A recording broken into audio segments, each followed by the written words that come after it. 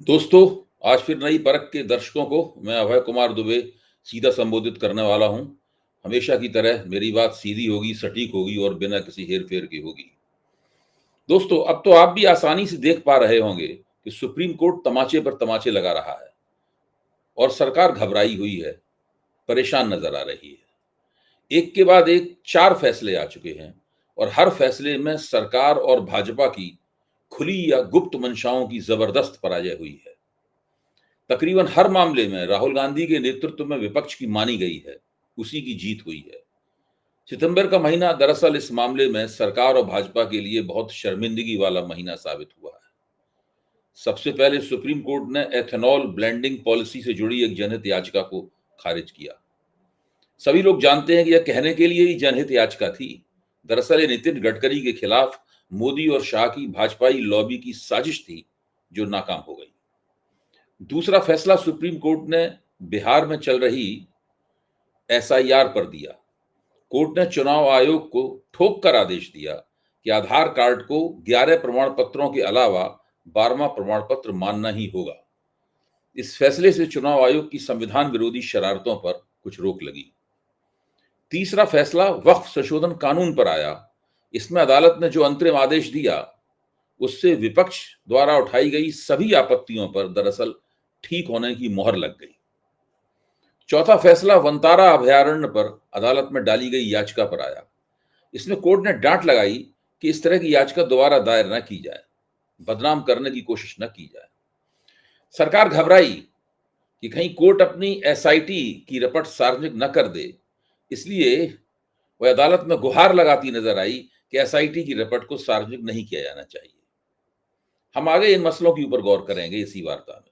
दोस्तों, ये चारों फैसले कुछ इस तरह के हैं कि इसमें 2 फैसले तो भाजपाई साजिशों की पोल खोलते हुए लगते हैं और 2 फैसले सरकार की उन विफलताओं को उजागर करते हैं जो उस सूरत में न होती अगर सरकार ने विपक्ष को विधायी कार्यों के लिए विश्वास में लिया होता।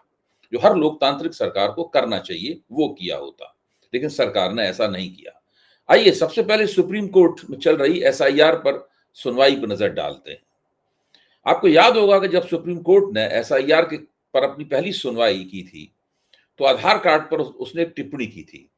तो गोदी मीडिया जोश में आकर बोला था ये तो विपक्ष को झटका लग गया। कोर्ट ने तो आयोग की दलील मान ली। इस पर राहुल ने क्या कहा था, यह भी याद होगा आपको। राहुल ने कहा था शाहरुख खान के अंदाज में कि फिल्म अभी बाकी है दोस्तों।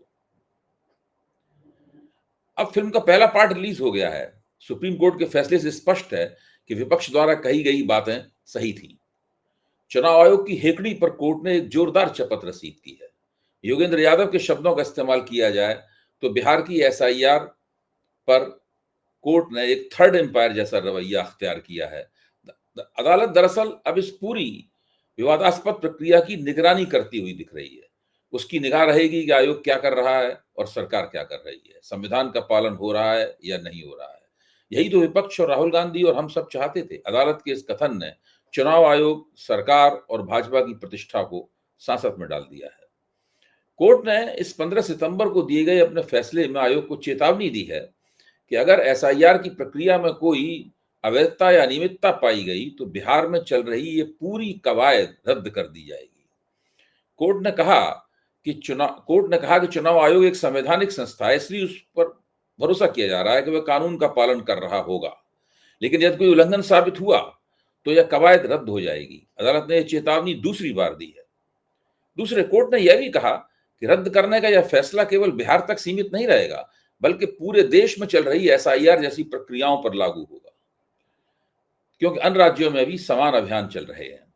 ध्यान रहे कि यह फैसला उन याचिकाओं पर आया है जो एसआईआर को असंवैधानिक बताती हैं, जिनमें विपक्षी दल, एनजीओ जैसे एसोसिएशन फॉर डेमोक्रेटिक रिफॉर्म्स और योगेंद्र यादव जैसे राजनीति शास्त्री और एक्टिविस्ट शामिल हैं। कोर्ट ने पहले 8 सितंबर को आधार को 12वीं वैध पहचान दस्तावेज के रूप में स्वीकार करने का निर्देश दिया था।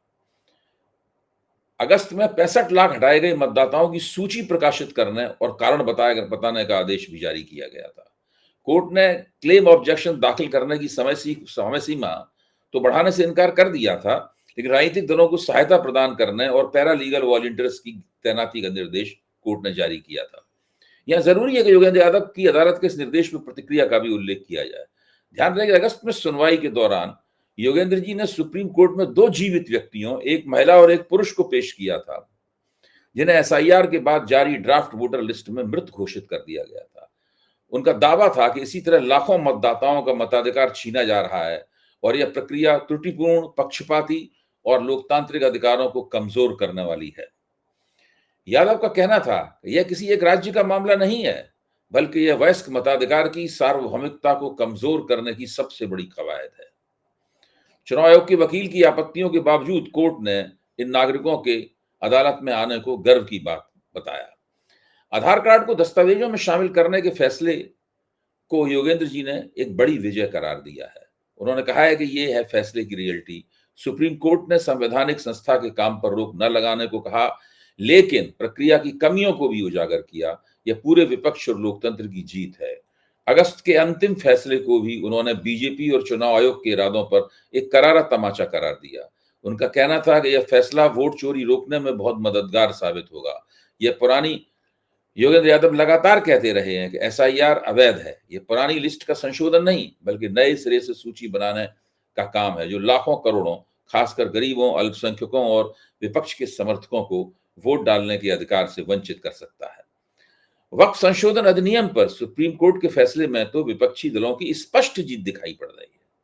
अंधा भी इस जीत को देख सकता है। सुप्रीम कोर्ट ने अधिनियम को स्टे करने से तो इनकार किया, लेकिन इसके कुछ विवादास्पद प्रावधानों को अंतरिम रूप से रोक दिया, जो विपक्ष और मुस्लिम संगठनों की मुख्य मांगों को आंशिक रूप से पूरा करता है। वक्फ पर बनी संयुक्त संसदीय समिति में जो विपक्षी सांसदों ने बिल के मसवदे में संशोधन के सुझाव दिए, तो उनके असहमति पत्रों को सरकारी सदस्यों ने फाड़ दिया। उन्हें समिति की रपट के साथ नत्थी नहीं किया गया। यह रवैया किसी भी तरह के लोकतांत्रिक मूल्यों के खिलाफ था। विपक्ष का कहना था कि जिला कलेक्टर को वक्फ संपत्ति के विवाद में अंतिम फैसला देने का अधिकार नहीं देना चाहिए, क्योंकि यह कार्यपालिका और न्यायपालिका के पृथक्करण का उल्लंघन करता है। विपक्ष केवल 5 वर्ष से इस्लाम का अभ्यास करने वाले व्यक्ति द्वारा ही वक्फ बनने की शर्त को निरस्त करने के पक्ष में था। अदालत ने वक्फ बोर्डों में गैर मुस्लिम सदस्यों की संख्या को सीमित किया। कोर्ट ने वक्फ बाय यूजर प्रावधान हटाने को तो सही ठहराया, लेकिन मौजूदा पंजीकृत संपत्तियों को संरक्षित रखा।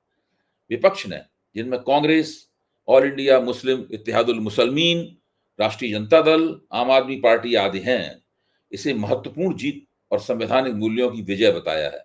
कांग्रेस नेता जयराम रमेश ने कहा है कि यह फैसला संसद में विरोध करने वाले दलों और संयुक्त संसदीय समिति के असहमति नोटों की पुष्टि करता है, क्योंकि इससे सरकार की शरारती मंशा को नाकाम करने वाली जीत है।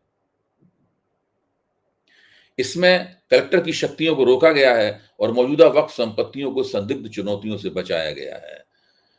ऑल इंडिया मजलिस इत्तेहादुल मुसलमीन के नेता असदुद्दीन ओवैसी और अन्य याचिकाकर्ताओं ने इसे मुस्लिम अधिकारों की रक्षा के रूप में देखा है। All India Muslim personal law board ने इसे संविधान की भावना की जीत कहा है और उम्मीद जताई है कि अंतिम फैसले को उन्हें पूर्ण राहत मिलेगी। ये तो रहे दोस्तों वे मामले जो आधिकारिक रूप से भाजपा और सरकार के लिए सांसद की तरफ इशारा करते हैं। जहां तक एथेनॉल वाली साजिशी जनहित याचिका का सवाल है, उसके बारे में तो सरकार के वरिष्ठ वकील नितिन गडकरी ने आरोप लगाया है कि उनके राजनीतिक दुश्मन, जो जाहिर है कि भाजपा के भीतर हैं, उन्हें बदनाम करने के लिए धन खर्च करके प्रचार कर रहे हैं। तकरीबन ऐसी ही स्थिति अनंत अंबानी के वनतारा अभयारण्य के बारे में है। एक साजिशी याचिका यहां भी मुंह के बल गिरती नजर आती है। सरकार घबराकर कोर्ट से प्रार्थना करती है कि उसने जो एसआईटी स्पेशल इन्वेस्टिगेटिंग टीम बनाई थी, उसकी रिपोर्ट सार्वजनिक न की जाए।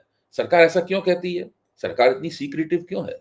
कौन नहीं जानता कि आजकल मोदी शाह की लॉबी रिलायंस से संतुष्ट है और किसी न किसी प्रकार से सबक सिखाना चाहती है। यह भी सरकार और पार्टी के भीतर चल रहे गृहयुद्ध का ही एक रूप है। गडकरी वाला मामला तो साफ तौर पर बताता है कि सरकार के भीतर गृहयुद्ध छिड़ा हुआ है। पहले गडकरी भी ये कह चुके हैं, उनके समर्थक 3.5 लाख वोट, गडकरी ये बता चुके हैं और मैंने इसके ऊपर कार्यक्रम भी किया था कि उनके समर्थक 3.5 लाख वोट काटकर उन्हें चुनाव में हराने की कोशिश कर चुके हैं। उनके इन दोनों वक्तव्यों पर सरकार और पार्टी दोनों चुप क्यों है? उन्हें बोलना चाहिए। कम से कम एक औपचारिक वक्तव्य तो वो दे ही सकते थे कि गडकरी के खिलाफ ऐसी साजिश को नाकाम कर दिया जाएगा। लेकिन अगर ऐसा वक्तव्य आता तो सरकार से पूछा नहीं लगता कि साजिश कौन कर रहा है? इसकी जाँच क्यों नहीं हो रही है?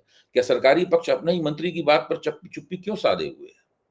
दोस्तों, निरंकुश और साजिशी सरकारें जब फँसती हैं, तो फँसती ही चली जाती हैं। अगर सरकार ने राहुल और विपक्ष को विश्वास में लिया होता, तो वह मतदाता सूची का पुनरीक्षण भी संवैधानिक ढंग से करा सकती थी और वक़्त में ज़रूरी सुधार भी मुस्लिम समाज को नाराज़ किए बिना कराए जा सकते थे। लेकिन जो सरकार और पार्टी अपने ही वरिष्ठ मंत्री के पैर काटने में लगी हो, जो सरकार और पार्टी अपने ही समर्थक रहे देश के सबसे बड़े कारपोरेट घराने को नीचा दिखाने के लिए षड्यंत्र कर रही हो, उससे और क्या उम्मीद की जा सकती है? ऐसी सरकार की दुर्गति देर-सवेर होना निश्चित है। धन्यवाद। दोस्तों, अगर आपको मेरा ये कार्यक्रम पसंद आया है, अगर आप मेरी समीक्षा आपको पसंद आती है, तो आप नई परख को सब्सक्राइब करें और हमें प्रोत्साहित करें, क्योंकि इसके बिना अ, हमारी हौसला अफ़ज़ाई नहीं होगी और हम अपनी पत्रकारिता जो कि आपको पसंद है, ठीक से नहीं कर पाएँगे। बहुत-बहुत धन्यवाद।